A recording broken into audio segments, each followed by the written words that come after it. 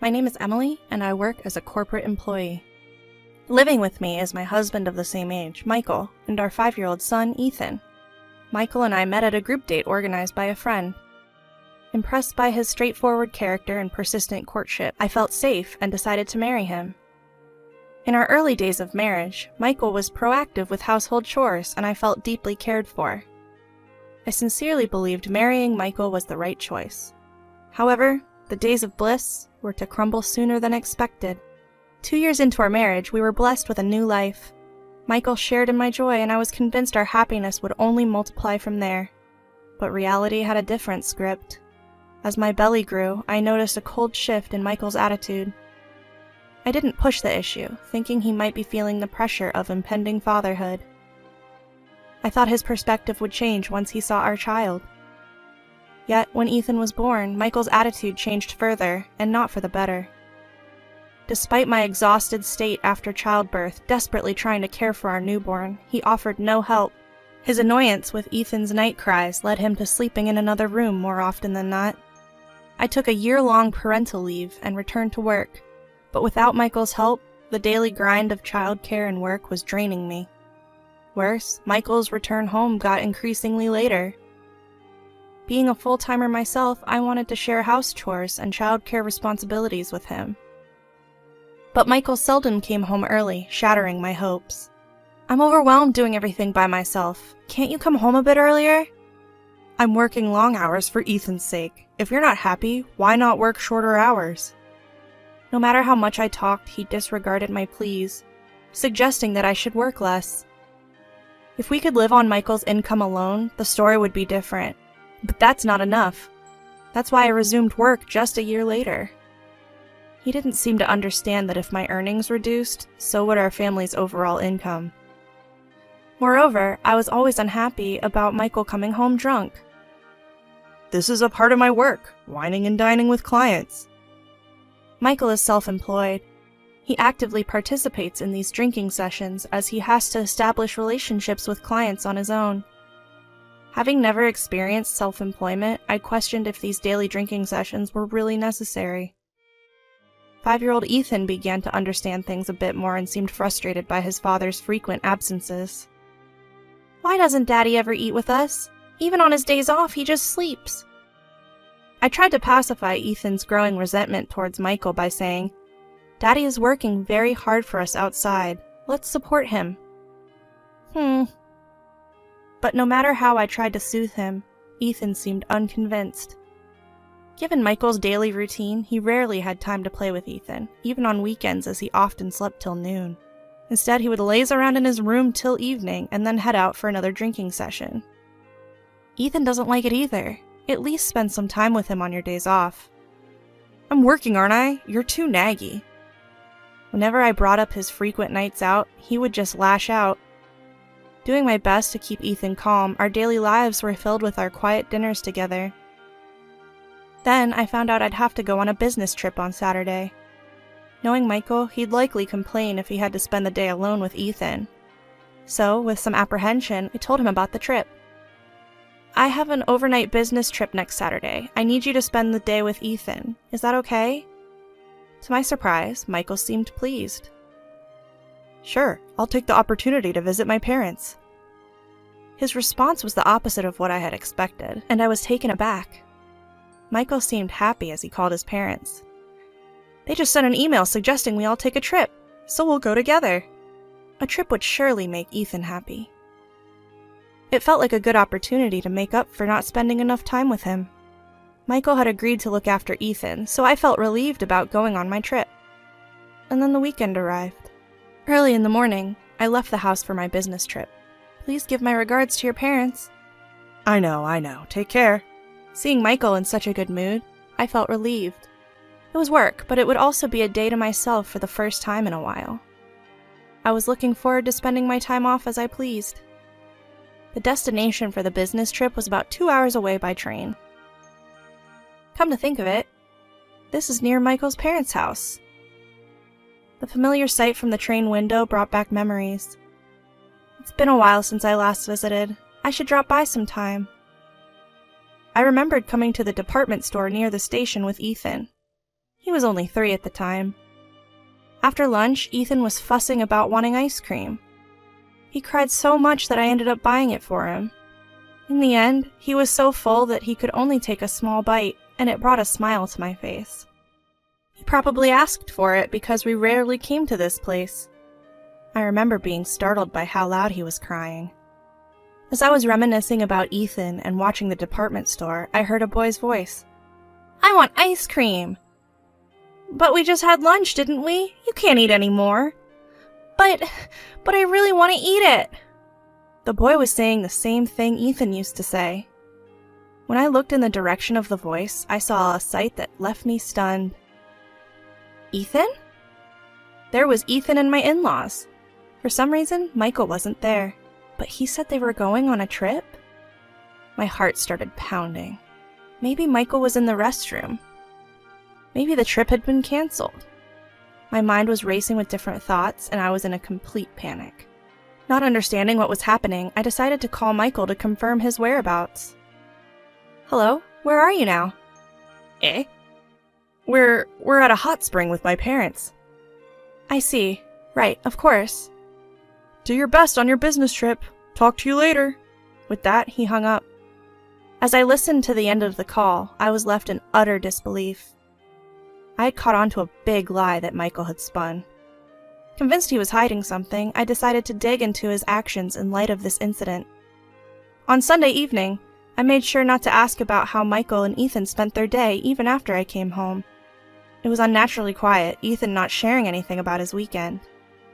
Feeling a clear sense of unease, I resolved to gather evidence. The following day, Michael went to a social gathering after work as usual. He seemed heavily drunk that day, falling asleep on the living room couch as soon as he got home. Ugh, what a nuisance. I couldn't help but sigh at the sight of Michael more inebriated than usual. Doing housework while looking at a drunken Michael was not a pleasant experience. After finishing all the chores, and just as I was about to leave Michael on the couch and head to bed, his mobile phone chimed.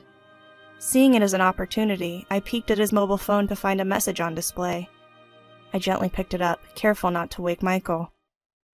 With a mix of anticipation and dread, I checked the screen. "Thanks for today. Can't wait to see you again." The moment I saw that message, my suspicions turned into conviction. Touching the screen of Michael's mobile phone, it opened easily. Recklessly, he had not set a lock on it. With trembling hands, I went through all the message history. The content was unbelievable. It made me feel dizzy. Michael was hiding something unthinkable. The next weekend, Michael said he was taking our son to his parents' house again. "You didn't get a break last week, right? This week you can relax by yourself." I knew what Michael was planning, but it wasn't time to reveal that yet.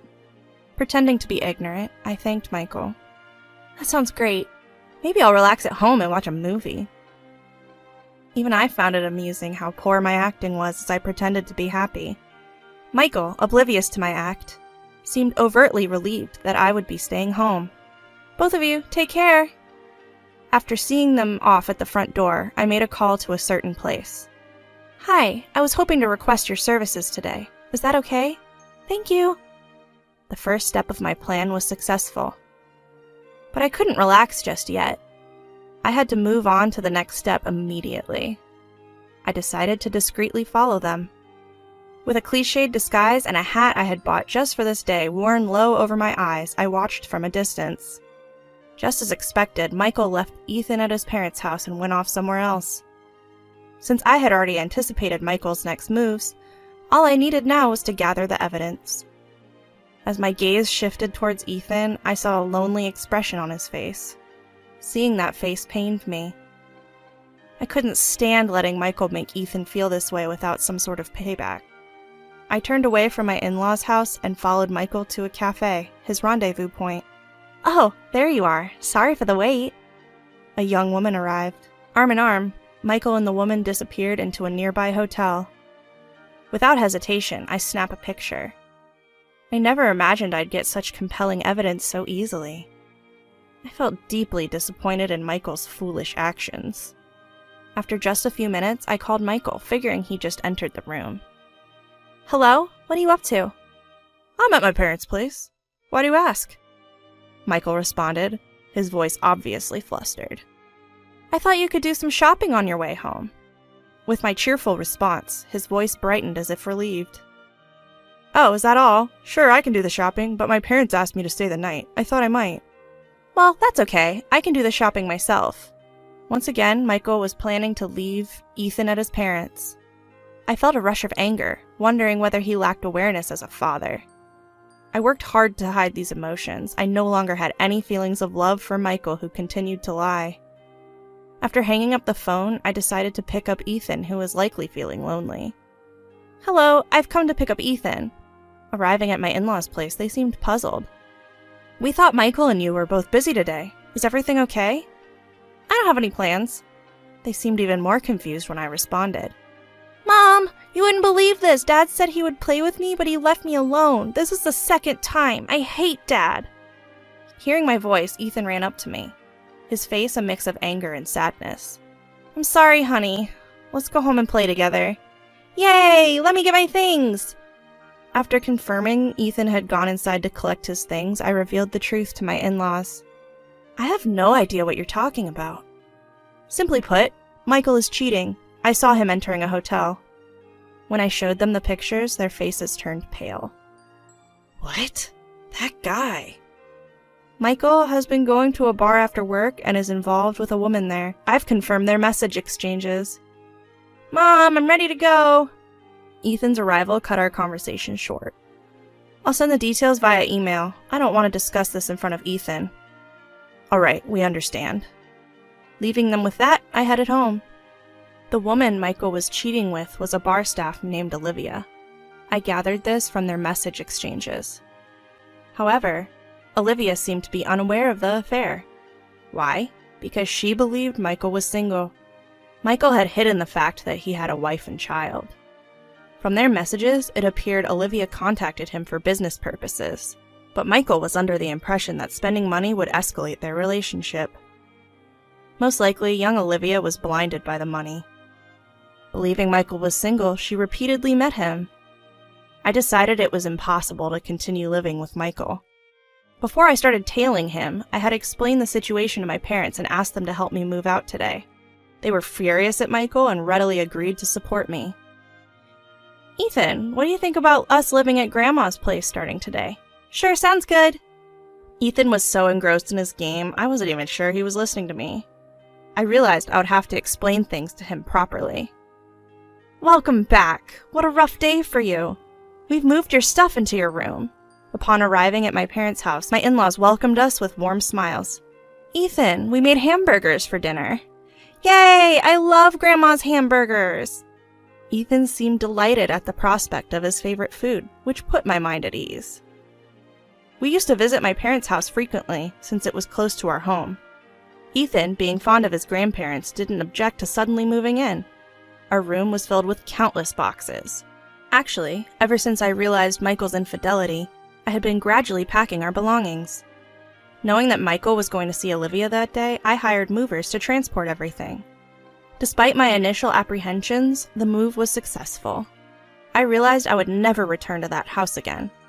As I was unpacking, I received a call from Michael. Emily, what's happening? He sounded panicked. Yes, what's the matter? So I got a call from my parents, and when I rushed to their house, Ethan wasn't there. It seems you might be under some misunderstanding. Oh, so it's a misunderstanding? Yes, it is. Even my parents are confused. They even scolded me. Interesting. Then, when I came home, all your and Ethan's stuff was gone. What's going on? It's exactly what it looks like. I can't live with you anymore. There's nothing more to discuss. Goodbye. I tried to maintain my composure as I hung up. It was too late for any explanations. Despite numerous attempts by Michael to contact me after that, I ignored him. Ethan, there's something we need to talk about. I knew I had to talk to Ethan properly about this. Daddy was friendly with another woman? You heard that? I knew that hearing this would be quite shocking for him. While I was trying to find the right words to comfort him, Ethan's reaction was surprisingly calm. I heard it. I don't want a dad like that. It's more fun being with Grandma and Grandpa. Ethan's feelings towards his father had already vanished. I consulted a lawyer about the next steps. Since I had substantial evidence, it seemed that pursuing a favorable divorce wouldn't be a problem. I had been obtaining evidence of the affair directly from Olivia. So, you're having an affair with my husband, aren't you? I'm sorry. He offered me money and But I didn't intend to have an affair. He said he wasn't married. I believe you. If you provide evidence of the affair, I won't claim compensation from you in the divorce proceedings. What will you do? All right, I'll tell you everything. Tearfully, Olivia spilled the beans. She must have been trying too hard to earn a living. Meeting customers outside the club was a breach of its rules. I promised Olivia that I wouldn't reveal her actions to the club, and in return she gave me information about Michael. Michael had been involved with Olivia for 5 years, starting when Ethan was born. The affair had lasted a long time, and thus the compensation amount in the divorce proceedings was significant. Afterward, I won a substantial settlement and child support in the divorce. As for Michael, he was abandoned by his family and the woman he had been smitten with stopped contacting him. Moreover, after paying the settlement, he was left penniless. His work was also negatively affected because news of his affair somehow leaked. He lost the trust of his favored clients and his income plummeted. He's now working multiple part-time jobs to make ends meet. Whether worn out from his life of loss, he asked his parents-in-law for help, but they refused to hear him out, practically cutting ties. I hope he reflects on his actions and tries harder. Ethan and I decided to continue living at my parents' home. Ethan seemed more lively after we moved in, and we're able to live comfortably. He's still attending the same preschool, so the only change for Ethan was the house we're living in. I was relieved that he didn't seem particularly stressed. Seeing Ethan's happy smile, I became certain that deciding to divorce was the right choice.